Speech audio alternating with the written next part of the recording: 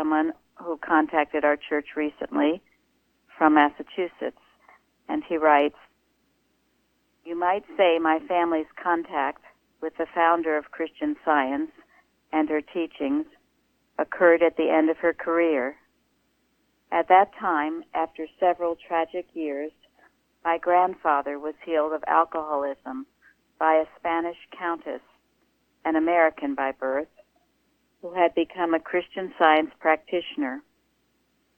After about 25 years, the countess retired to the Christian Science Pleasant View home at the site of Mary Baker Eddy's former residence in New Hampshire, Pleasant View. I worked there one summer many years later. Following college, I received Christian Science class instruction from a pupil of Adam Dickey, one of Mrs. Eddy's secretaries. And my teacher spoke of things Mr. Dickey had told him about conversations with her, making her seem even closer to me. This is all by way of saying that for a long time, my family and I have felt a nearness to Mary Baker Eddy's life. So as an adult, I decided to discover if anyone remained who had known her personally. There turned out to be a few, including her maid, Adelaide Still. I sought out Miss Still in a small apartment overlooking the former park in front of the Mother Church, and we had a long chat.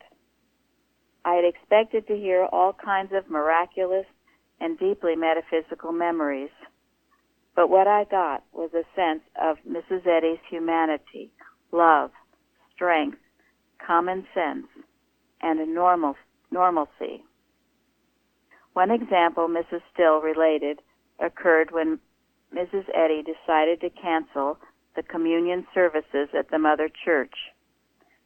Sitting outside Mrs. Eddy's study, Still heard longtime secretary Calvin Fry arguing with Eddy about that bold decision.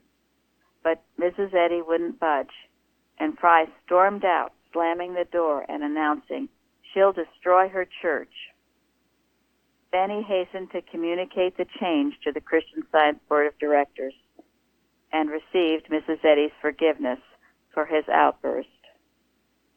Not long after the interview with Miss Still, I had a conversation with a quite elderly practitioner, Alonzo Hillard, who was a very young and very junior railroad porter when Mrs. Eddy took the train to Chicago. Hillard, even at that early age, was a heavy drinker and smoker and led a loose life.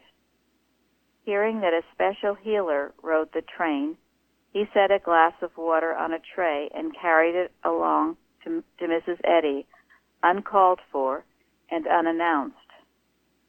As I remember it, Hillard offered it to her, saying, "Here's the glass of water you ordered."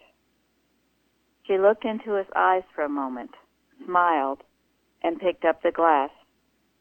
But something moved deeply within him at that moment. He never drank, smoked, or womanized after that. When I got to know him many, many years later, I never knew him to miss a service in our branch church. I once asked my teacher, "Who are those most readily healed by Christian Science?" Again, I expected a deeply metaphysical answer, but he answered, "Those who are the most Christian." So what's the point of all this? It illustrates Mary Baker Eddy's and her followers' exemplification of her statement, quote, "A Christian Scientist is a humanitarian.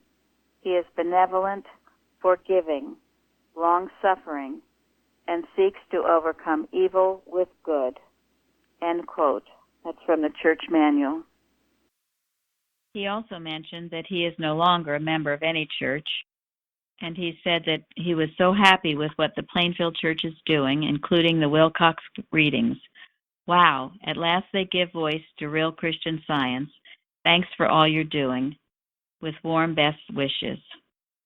So we were so happy to hear from him and to hear all the interesting things he said about Mrs. Eddy.